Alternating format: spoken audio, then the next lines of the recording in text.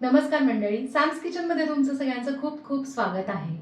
मंडळी, उद्या रामनवमी आहे आणि खास रामाचा आवडीचा प्रसाद आपण करणार आहोत, जो हजारो वर्षांपासून केला जाणारा आहे.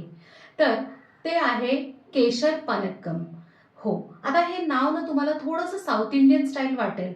ऑफकोर्स साऊथ इंडियन पद्धतीचाच हा नैवेद्य आहे किंवा प्रसाद आहे, जो तिकडच्या साईडला रामाच्या देवळांमध्ये आहे ना, हा खास नैवेद्य म्हणून ठेवला जातो. म्हणूनच टेम्पल स्टाईल आपण करणार आहोत.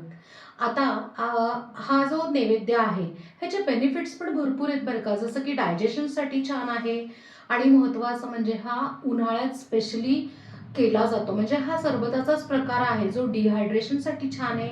डायजेशन इश्यू सॉल्व्ह होतात, थंडावा मिळतो आणि त्यात तुम्ही फ्रीजमध्ये किंवा माठामध्ये ठेवून असं छोट्या मडक्यामध्ये ठेवून आहे ना, गार करून प्यायलात तर अजून छान वाटेल बरं का. सो नक्की हा प्रसाद तुम्ही पण करून बघा. 3, 2, 1. पानक्कम करण्यासाठी एक मोठं पातेलं घ्यायचं.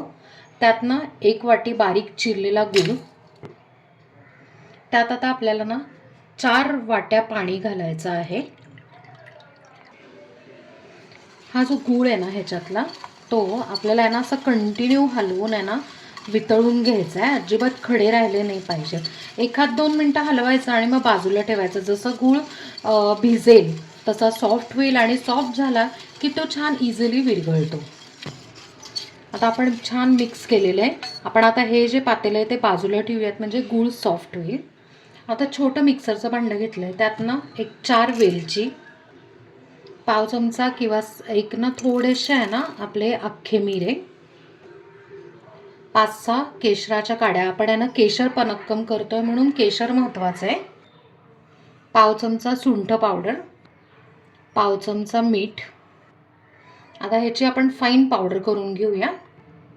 आपण ना एकदम मस्त फाईन पावडर घेतली आहे आणि जसा मिक्सर ओपन केला ना आपण, उघडला, इतका छान सुगंध आला. गूळ ना छान सॉफ्ट झाला आणि अगदी 1 मिनटं आपण हलवून घेतलं आहे. बघा किती क्लिअर पाणी दिसतंय ना. गूळ पूर्ण वितळलेला आहे. आता या वितळलेल्या गुळामध्ये, गूळ आणि पाण्यामध्ये ना आपण जी पावडर केली होती ना, सगळी घालून घेऊया. आता त्यात ना आपण थोडं लिंबाचा रस, म्हणजे तुम्ही जर चमच्याने मोजला तर अगदी 2 चमचे लिंबाचा रस घालत आहोत. आता सगळं घालून झालं की छानपैकी आपण आहे ना हे मिक्स करणार आहोत. आता तुम्ही ना फ्रीजमध्ये जरी थोड्या वेळ स्टोर करून मग सर्व केलं तरी चालेल. आता उन्हाळा तर चालू झालेला आहे, त्यामुळे काय होतं की थंडगार तुम्ही ना सगळं घेतलं तरीही चालू शकता. आता आपण आहे ना हे जे केशर पानक्कम तयार आहे हे आपण सर्व करून घेऊया. आता इथे नैवेद्य दाखवण्यासाठी आपण आहे ना चांदीचा ग्लास घेतला, त्यात एक केशर पानक्कम ओतून घेऊया. त्याच्यावर तुळशीचं पान, 1-2 केशराच्या काड्या.